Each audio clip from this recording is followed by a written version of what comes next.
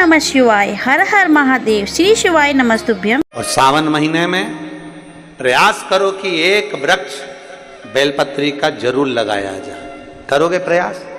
पक्का करना चाहिए। सावन महीने में एक वृक्ष बेलपत्री का जरूर लगाओ और उस वृक्ष की देखरेख भी करो जिससे वो वृक्ष बड़ा हो जाए। ऐसा वृक्ष मत लगाना कि तुमने लगाया और 4 दिन बाद बकरी खा जाए।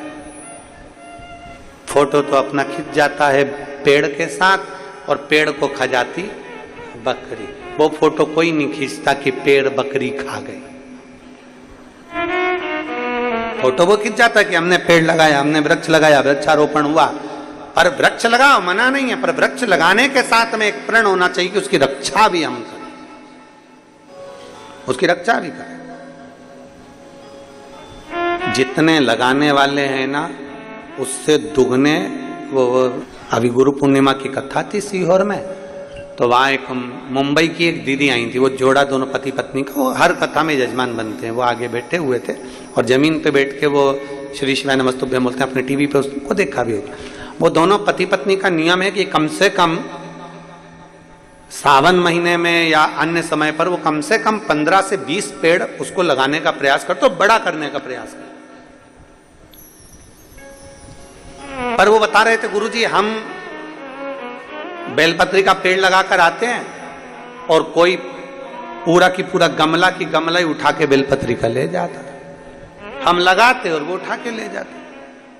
अब करें तो करें क्या? तो हमने उनसे कहा कि तुम एक काम करो, ऐसी जगह पर लगाओ जहां पर बेलपत्री का पेड़ कोई लेकर ना जाए। तो फिर उन्होंने कहा कि हम कहाँ लगाएं, आप बात बताओ। तो हमने कहा जरूरी नहीं है कि बेलपत्री का ही लगाओ, तुम कोई दूसरा भी लगा दो, कोई लेकर नहीं जाएगा, पर वृक्ष तो लगाओ। तो उन्होंने कहा कहाँ लगाए? हमने कहा तुम शमशान में लगाया।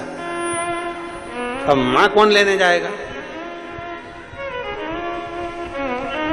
और आधा तो लोगों को वैसे ही भय रहता है कि शमशान से लाया, और पत्नी को मालूम पड़ जाए शमशान से पेड़ लिया है, बाकी तो तुम शमशान में लगा दो।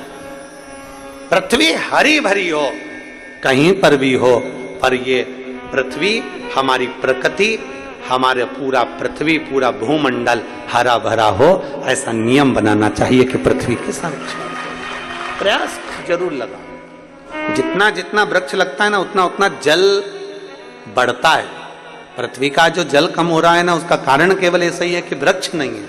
वृक्ष कटते गए, जल कम होता गया, इसलिए वृक्ष लगाना जरूरी है।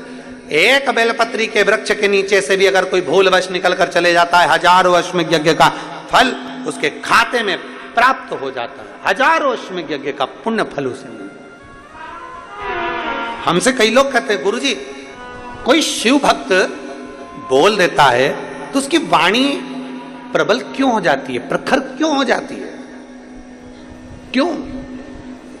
ये बेलपत्र होता है ना शंकर जी पे चढ़ा हुआ, इस बेलपत्र को जब आप खाते हैं, शंकर पर चढ़ा हुआ बेलपत्र जब आप खाते हैं, उदर में वो बेलपत्र जब जाता है, दुनिया के लोगों को लगता है कि हमने औषधि खाई है। पर लिंग पुराण, नर्मदा पुराण, ब्रह्मवैवर्त पुराण, स्कंद पुराण का काशी खंड और शिव महापुराण कहती है एक बेलपत्र जब हमारे उदर में जाती है तो ये मान कर चलें कि हमारे हृदय में पूरे समय शंकर का निवास रहता है और शिव हमारे साथ चलता है, हर पल, हर घड़ी, हर क्षण।